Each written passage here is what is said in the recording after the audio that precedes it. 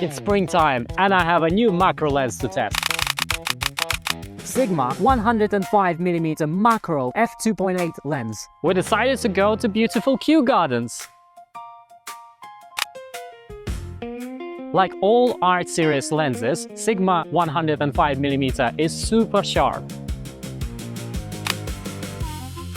The sun gone in, it's a bit cloudy and a bit dark. Oh, we're gonna cheat with the light. I have a Godox RS60R. It is super portable and crazy bright for the size. If you want to get it, go to affiliate link in the description of this video. Spring is so nice because there are so many flowers flowering.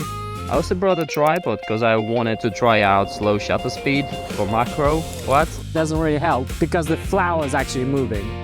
Macro photography is pretty damn hard outdoors, as you have to juggle between higher shutter speed, higher aperture, so your ISO is going pretty damn high too.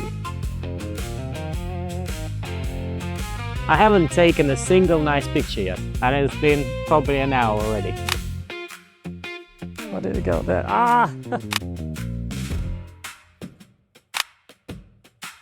Ah, the bugs are moving so fast. The Godox light also have a color mode, so you can pretty much adjust it to whatever color you want.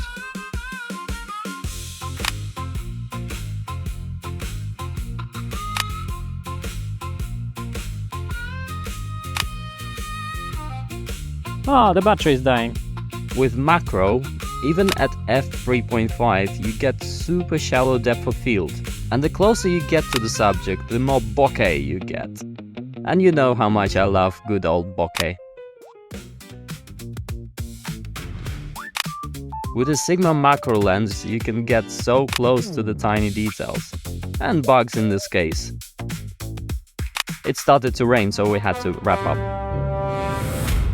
You realize very quickly that macro photography is pretty difficult. Some shots took ages, some bugs disappeared instantly, but it is part of the fun. So go get yourself a Sigma 105mm macro lens. Affiliate link in the description. And go experiment. See you on the next one.